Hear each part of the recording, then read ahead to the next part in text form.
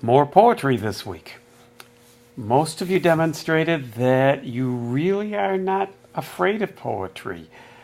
For a few of you, it seemed like this was maybe the first time you've been somewhat successful in dealing with poetry. But you all dove into those narrative poems and found a lot of personal meaning. And that's what poetry should be for you, an opportunity to find some personal meaning in poems, for you to be able to personally relate to them. So you really did very well. It was fun reading your stories. A couple of people talked about how Casey at the Bat reminded them of when they ran track in high school. And I don't know, there were just so many people, of course, related to Dog's death because so many of us have had pets, so whether it's a dog or any other pet, so many of us can relate to that. It's just talking about a really painful experience. Nighttime Fires was written about by a lot of you, and we had a couple of different twists on that one, so that was pretty neat. But all in all, you were able to get into what those narrative poems that tell a story, were all about. A couple of people commented that they still found themselves reading by line or rhyme by rhyme rather than by the punctuation. And that's not a bad thing if it works for you. It's just for most people, it makes it easier to understand what's going on if they read by the punctuation. So I'm not telling you you're wrong if you read by the rhyme, because you're certainly not. Okay?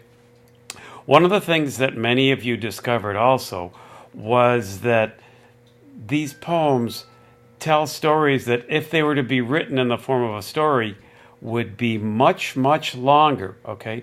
That's part of the beauty of poetry.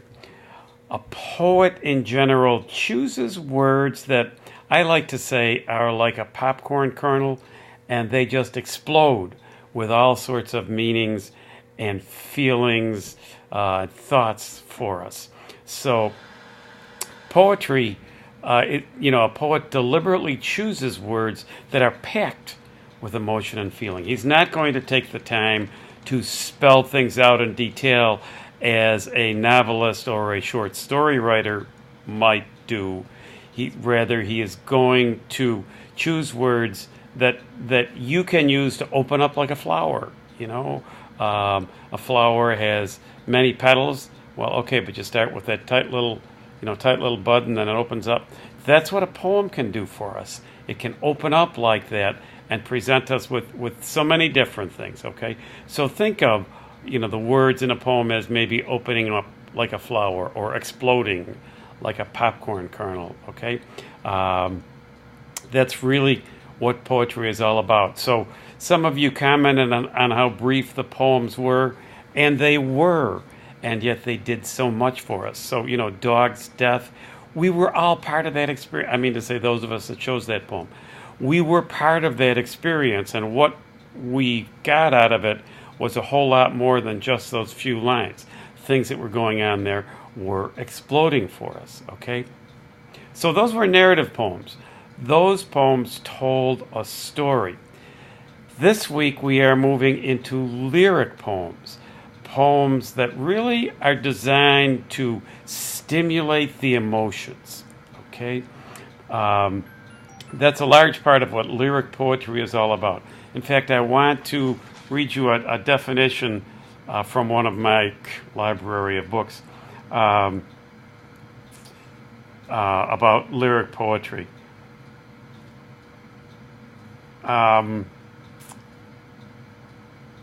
It was first talking about the distinction between lyric and choric poetry, but it says that distinction has now quite disappeared. I won't even tell you what choric poetry is, though the conception of the lyric as the individual and personal emotion of the poet still holds, and perhaps is the chief basis for discriminating between the lyric and other poetic forms. So, they're saying the personal, emotional is what lyric poems are all about. And that's kind of what we want to happen to you, okay?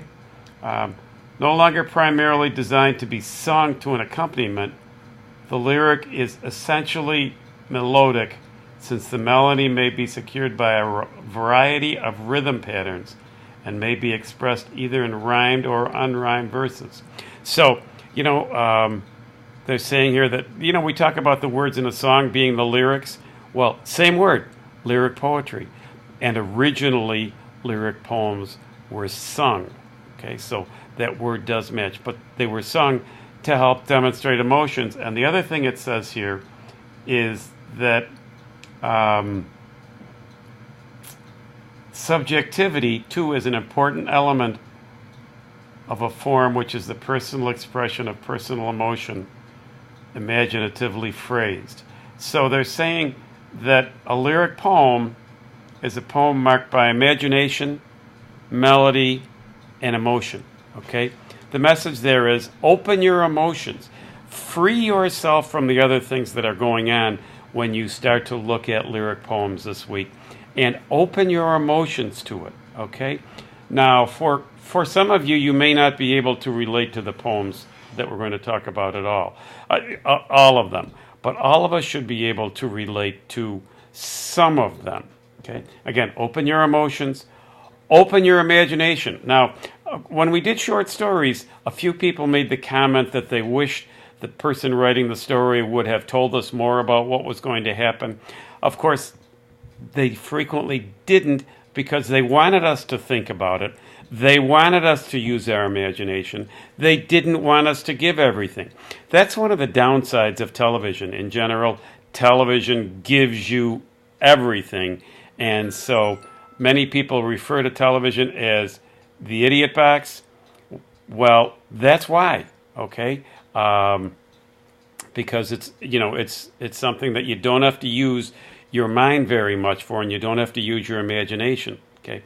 In poetry, you do have to use your imagination. In lyric poems, you have to tune in with your imaginations.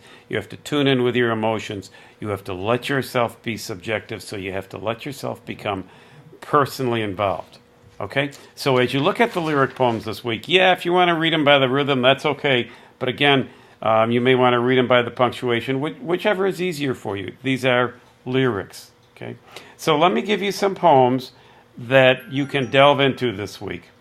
One of them is The Death of the Turret Ball Gunner. It's on page 591, okay?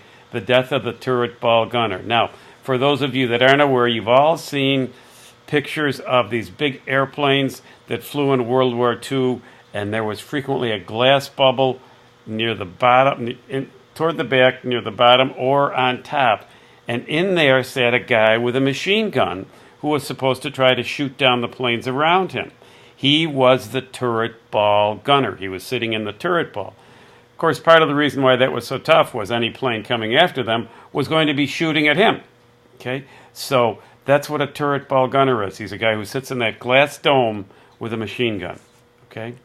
Another poem that you may well have seen before, and it's a poem about decisions, is on page 840. It is called The Road Not Taken, on page 840. You may well have seen it before. It's written by Robert Frost. Another poem that we want to have you possibly look at this week is Stopping by the Woods on a Snowy Evening. That's on page 853. That's another Robert Frost.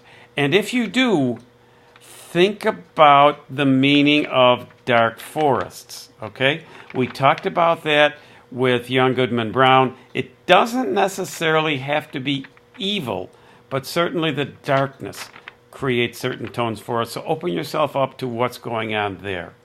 Okay. Another poem that's pretty interesting and has a pretty surprising last line is another Robert Frost poem, Mending Wall. Okay. So do you agree with that last line? It's pretty cool. The person who wrote the essay about their dog being killed by the next door neighbor's dog when it jumped over that fence may well want to look into this poem and think about what the last line is there.